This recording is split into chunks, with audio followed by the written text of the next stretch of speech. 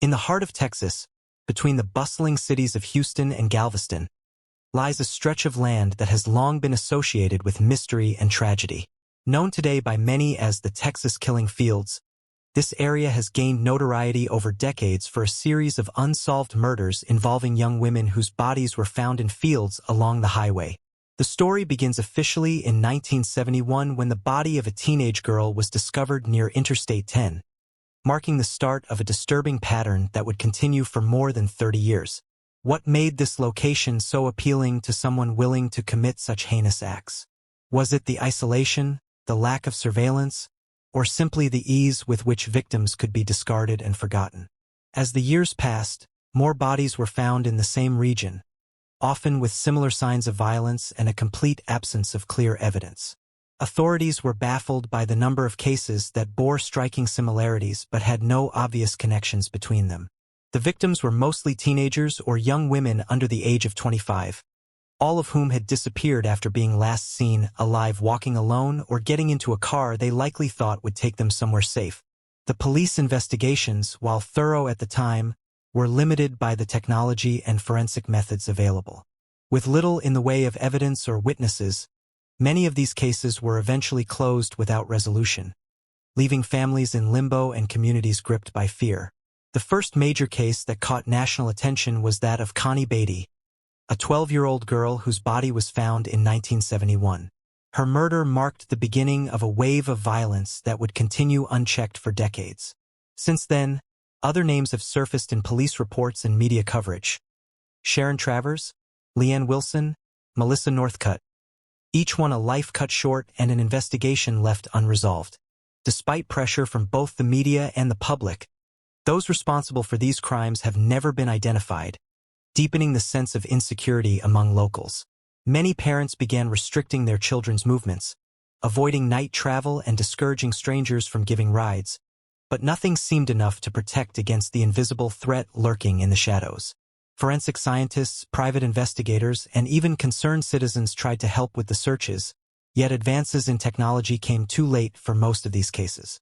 The story gained renewed attention in 2020 when Netflix released a documentary miniseries titled The Texas Killing Fields, revisiting the main crimes and bringing in family testimonies, theories, and modern-day analysis. But even with growing public interest, the questions remain unanswered. How many killers operated there? How many victims were overlooked? And above all, who is responsible for so much suffering? Laura Miller was only 16 years old when she disappeared in September of 1984. She lived in La Porte, a small town nestled between Houston and Galveston, and was described by friends and family as intelligent, outgoing, and full of dreams for the future. On the day she vanished, Laura told her parents she was going to a nearby store to buy some groceries. That was the last time anyone saw her alive. At first, her parents assumed she might have stayed over at a friend's house or simply lost track of time. But as the hours turned into days without any word from her, concern gave way to fear. They filed a missing person report the next morning, desperately reaching out to neighbors, classmates, and local shopkeepers in search of any clue.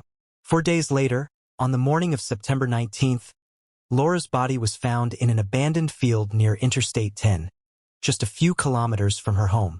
The location was typical of the area, isolated, surrounded by tall grass, and far from any residences or traffic.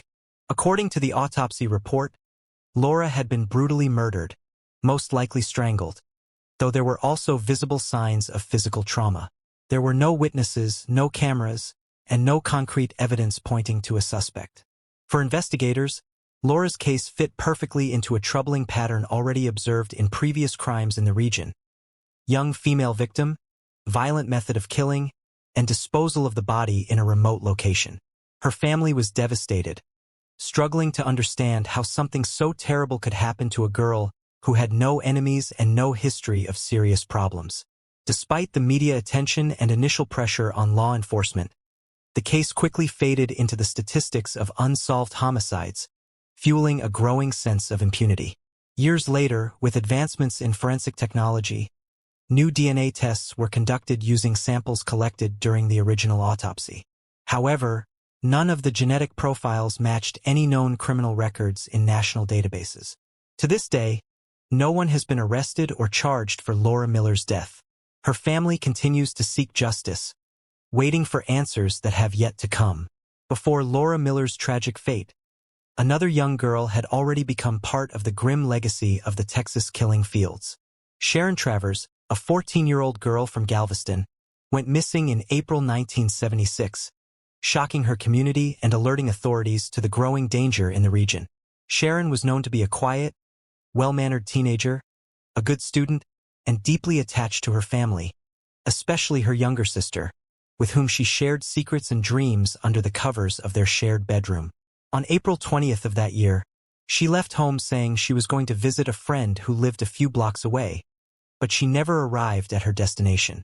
Her family spent hours searching for her, calling friends, scouring nearby streets, and questioning drivers who might have seen something unusual. When the police were finally contacted, investigators initially believed Sharon might have run away or gotten lost, but as the days passed without a trace, the possibility of foul play became more likely. Her body was found on April 27th, approximately 8 kilometers from her home, in a wooded area along Interstate 10, an area that would later become tragically famous for receiving other victims. The medical report revealed that Sharon had been violently attacked and killed by strangulation, with visible signs of a struggle suggesting she fought back with all her strength. Despite the initial efforts of the police, no solid leads connected to her killer were ever identified, and the case was eventually archived without resolution, leaving her family submerged in grief and uncertainty forever. 9 years later, in 1985, another case shook the region. The disappearance of Leanne Wilson, a 19-year-old woman who worked as a waitress at a roadside diner. Leanne was determined and ambitious. She studied at night and dreamed of attending nursing school and building a better life away from her small hometown. On the night of March 12th, after finishing her shift at work, she decided to walk to a friend's house a few blocks away, declining a ride because she said she needed to clear her mind. That was the last time anyone saw her alive. The next morning, her family began searching for her, but found no sign of her whereabouts. After 5 days of frantic searching, her body was discovered in an overgrown patch of land near an abandoned factory close to the highway corridor linking Houston and Galveston. Like previous cases, Leanne showed signs of extreme violence, including multiple injuries and evidence of sexual assault, indicating she had been the victim of a brutal and premeditated crime. No suspects were ever identified, and the case remains unsolved, adding to the growing list of crimes that transformed the area into what many now call a field of silence, where voices were silenced and justice never came. By the mid-1980s, another name joined the list of tragic stories linked to the Texas killing fields: Melissa Northcutt, a 25-year-old woman whose body was found in an empty lot near Interstate 10. Melissa was known for her infectious energy and deep dedication to her family. She had taken on a maternal role in raising her younger brother after her parents' divorce, despite being quite young herself. On June 7, 1986, she left home saying she was going to retrieve some personal documents from her father's former residence, but she never returned. Her family immediately grew worried, fearing she may have fallen into the hands of someone dangerous. Police launched a search but found no clear clues, only grainy footage from nearby surveillance cameras showing Melissa walking alone down the road. 3 days later, her body was discovered in an even more isolated area than previous crime scenes, surrounded by trees and thick vegetation, almost as if the perpetrator knew exactly how to hide his tracks. The autopsy confirmed that Melissa had been violently attacked. Signs of physical and sexual assault were evident, and there were indications she had fought back with all her strength. Despite the brutality of the crime, it followed the same sad pattern as earlier murders. No clear clues, no identified suspects, and no justice for the family. For Melissa's loved ones, the pain was unbearable. Losing someone so dear and having to live with the knowledge that the killer remained free made mourning nearly impossible. Over the years, cases like hers contributed to a growing climate of fear among the local population, especially among parents of teenage girls, who increasingly restricted their daughters' freedom. Streets that once felt peaceful now seemed to hide invisible threats, and even walking near the roadside became something to avoid. Local psychologists reported a significant increase in anxiety disorders, depression, and post-traumatic stress among families living in the area, many of whom knew someone who had gone missing or been affected by the tragedies. Educators also noticed changes in the behavior of young people who exhibited fear of walking alone, accepting rides, or participating in extracurricular activities outside school hours.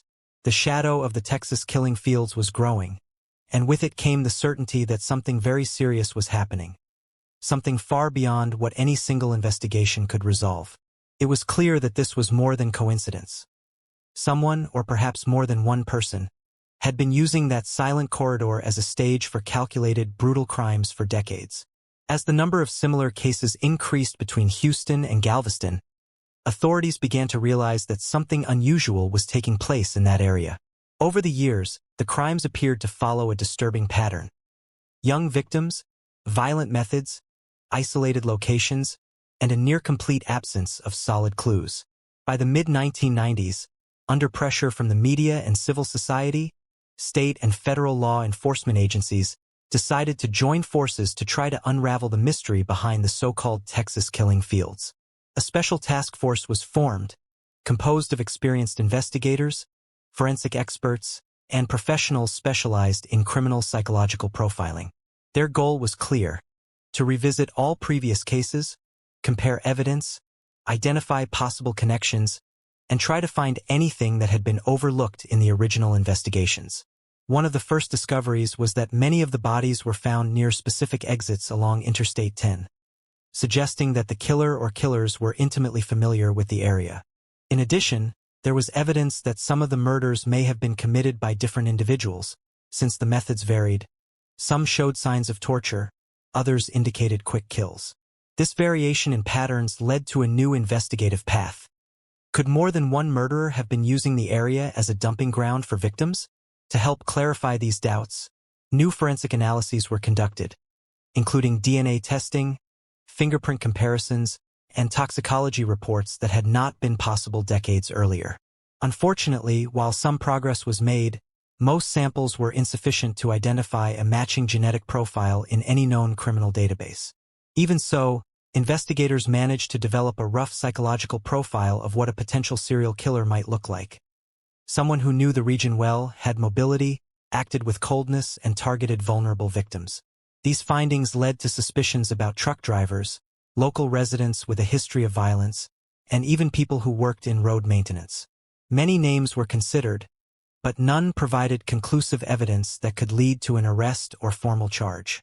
Despite the frustration caused by the lack of immediate results, the investigation continued, fueled by hope that someday, technology or an unexpected lead could reveal the truth. In the meantime, the silent fields kept their secrets, and the families of the victims continued to cry out for justice. In October of 2006, nearly 35 years after the first body was discovered in that region, the silent fields between Houston and Galveston revealed yet another tragedy. The body of Kendra Alvarado, a 23-year-old woman, was found in an overgrown patch of land near Interstate 10. Kendra was known for her strong personality and independence. At just 23, she had already overcome numerous obstacles in life, including a childhood marked by poverty and a difficult adolescence within a troubled family dynamic. On October 12th of that year, she left home saying she was going to visit a friend who lived in a nearby town, but she never arrived at her destination. Her family grew suspicious because Kendra was careful and always let them know when she was leaving, especially after having experienced violent situations in the past. The police were quickly alerted, and an intense search began, with friends, relatives, and even local volunteers scouring the area for any sign of the young woman. For days later, her body was found in a more isolated location than previous ones, surrounded by tall trees and thick vegetation, almost as if the criminal had learned how to better conceal his actions over time. The characteristics of the crime were disturbingly familiar: signs of physical and sexual violence, lack of identification at the scene, and no witnesses who reported anything unusual. Unlike earlier cases, however, advances in forensic technology allowed investigators to collect more precise samples and perform DNA analysis that would not have been possible before. These findings were entered into the National Criminal Database in the hope that someday they might match a known profile. In addition, the case received significant media coverage from both local and national outlets, reigniting public interest in the crimes that had taken place in what was now widely referred to as the Texas killing fields. For many, Candra represented the end of a dark era, the last body found in that region under the same terrifying circumstances. However, investigators warned that this did not necessarily mean the crimes had stopped. It could simply indicate that the pattern had changed or that the perpetrator had ceased acting, either out of fear, behavioral changes, or death itself. Still, for the families of previous victims, this case presented a new opportunity for justice, as technology could finally offer answers that had previously been impossible to obtain. But like so many others, Candra's case remains unsolved, and her family continues to fight to ensure her memory is never erased by time. With this final record, a tragic chapter in the history of that region officially closed, but it also opened a new phase of investigation, now armed with science, determination, and the strength of families who never gave up on uncovering the truth. In the years following Candra Alvarado's case, a new era began to take shape in criminal investigations, one driven by technological advancements and modern forensic science applied to long-standing cold cases. Until then, many of the cases linked to the Texas killing fields had been archived due to a lack of solid evidence or technical limitations present at the time of their occurrence.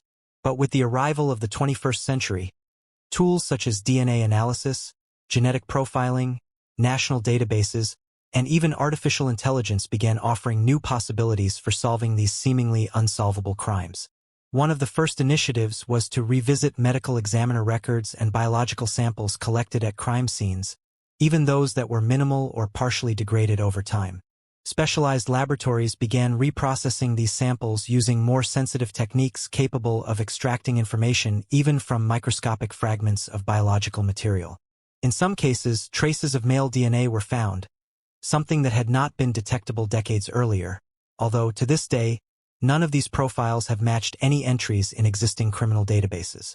This led to a new investigative angle. Was it possible that the person or persons responsible for these crimes had never entered the penal system? Could the killer be an ordinary civilian?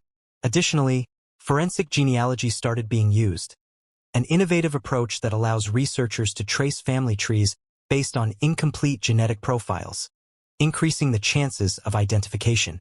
While this strategy has already proven successful in other countries, such as in the United States with the case of Joseph James DeAngelo, known as the Golden State Killer, it has not yet produced conclusive results in the Texas killing fields cases.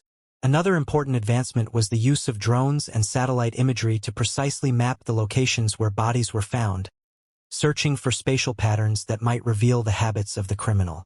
Researchers also began analyzing historical traffic data, old surveillance footage, and even classified advertisements for rideshares in an effort to reconstruct routes and potential points of contact between victims and perpetrators. The internet and social media also played a crucial role. Support groups, dedicated pages, and documentaries helped keep the cases alive in the public memory. Many ordinary citizens contributed with tips, old memories, or even personal photos and videos that may have been overlooked at the time. Despite all these efforts, however, the definitive answer has yet to come. But technology continues to evolve, and with it, the hope that someday the truth will finally surface.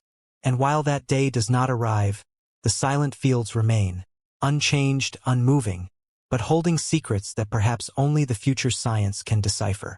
Over the decades, as new bodies appeared in that isolated region between Houston and Galveston, numerous theories emerged attempting to explain what was happening in the Texas killing fields. One of the most widely accepted among investigators is the idea that one or more serial killers may have been behind most of the crimes, taking advantage of the area's isolation to operate undetected. Some experts believe that a single individual could have begun committing murders as early as the 1970s and continued acting for years, adapting his methods as technology advanced.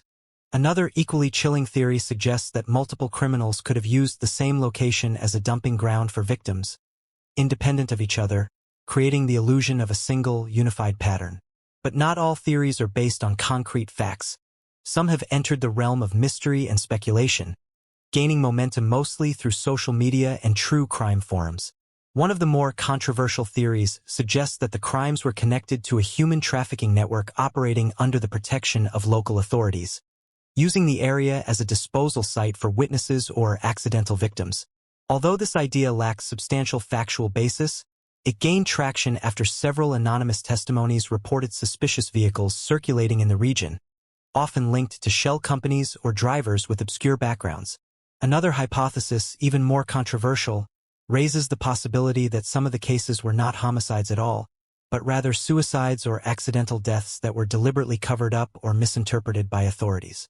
However, family members of the victims strongly reject this theory, stating that their loved ones had no history of depression or risky behavior that could justify a voluntary death.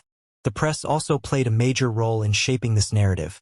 Some journalists and documentarians have suggested that the crimes could be connected to occult cults or extremist groups that used the region for symbolic rituals. While there is no concrete evidence to support this theory, reports of strange symbols found near some bodies have surfaced, though most are considered coincidences or common acts of vandalism. In alternative media and online communities, some have even speculated about a supposed government conspiracy involving federal agents, suggesting the murders were part of a secret population control or surveillance program. Clearly, these theories go beyond any scientific or logical boundaries, but they reflect the deep sense of insecurity and frustration felt by the community in the face of so many unresolved crimes. Regardless of the validity of each theory, the fact remains that they keep the cases alive in the collective memory and help draw attention to the families still seeking justice. And while authorities continue their investigations using modern methods, the line between fact and fiction remains thin, and the fear lingers, echoing silently across the empty fields. As the decades passed, the crimes of the Texas killing fields gained notoriety beyond local borders, capturing the attention of national and international media due to the alarming pattern, the number of victims, and the lack of clear answers. From the early 2000s onward, journalists specializing in true crime began investigating the cases in greater depth, publishing detailed reports that helped spread awareness across the country. In 2011, an independent film titled The Texas Killing Fields was released, bringing a dramatized version of the events to the big screen with well-known actors such as Sam Worthington and Jeffrey Dean Morgan. Although the film received mixed reviews regarding its historical accuracy, it brought global visibility to the crimes and sparked renewed discussions about the case on social networks and in the media. However, it was in 2020, with the release of a documentary miniseries by Netflix also titled The Texas Killing Fields, that the crimes returned to the spotlight with full force. The series, divided into 4 episodes, featured emotional testimonies from family members of the victims, interviews with investigators, and reconstructions based on official records and eyewitness accounts. The documentary format allowed the audience to understand not only the isolated facts but also the social, historical, and psychological context behind the crimes, further amplifying the emotional impact. Furthermore, the series encouraged other platforms to produce similar content, contributing to the exponential growth of the true crime genre in recent years. Podcasts dedicated exclusively to the Texas killing fields also emerged, with hosts diving deep into theories, forensic analyses, and even letters sent by listeners who believed they possessed relevant information. True crime books and biographies followed suit, some written by family members of the victims, others by investigative journalists who spent years following the cases. A notable example is the book Silenced Fields, written by the sister of one of the victims, in which she recounts not only her sister's disappearance but also the impact on the family and the relentless pursuit of justice. Even the world of gaming joined this narrative. Independent games focusing on investigation and psychological horror began drawing inspiration from the Texas killing fields, featuring storylines involving serial killers and towns haunted by their past. Social media also played a key role. Facebook pages, Reddit communities, and Instagram accounts dedicated to the topic kept the memory of the victims alive and helped gather potential clues through collective collaboration. Many believe that this media exposure, while sometimes controversial, is necessary to keep the case alive, pressure authorities, and attract anyone who may hold valuable information. Meanwhile, the silent fields remain, unmoved, unchanged, but now surrounded by voices determined to remember. The past may be hidden, but it will never be forgotten. The crimes of the Texas killing fields are not merely a dark chapter in American criminal history. They serve as a painful reminder of how lives can be brutally cut short, leaving families forever scarred. Each victim had dreams, ambitions, and stories that were silenced too soon, but whose legacy persists through the memories of those who loved them. For the families, keeping their loved one's memory alive is an essential part of the fight for justice, a way to ensure they are not reduced to statistics or names buried in forgotten police files. Many parents, siblings, and friends have become true activists, participating in awareness campaigns, giving talks on safety, and even helping other families facing similar situations. Some have created memorial funds in honor of the victims, offering scholarships to young people in vulnerable conditions, honoring the potential that was cruelly stolen from them. In addition, local and national movements have emerged calling for reforms in the investigation of cold cases, urging governments to invest more in forensic technology and support for families of victims of violent crimes. The absence of answers still causes deep pain, but many see persistence as a means of transforming suffering into strength and memory into motivation. Today, the fields where the bodies were found are no longer as isolated as they once were. Urban development has brought more light, cameras, and surveillance, but it has also brought with it the weight of the past. Visitors and curious tourists come to the site hoping to understand the past, while locals prefer to keep their distance, as if the place still carries echoes of the tragedies that unfolded there. Authorities continue reviewing the cases with newer tools and techniques, holding on to the hope that one day, the truth may finally come to light.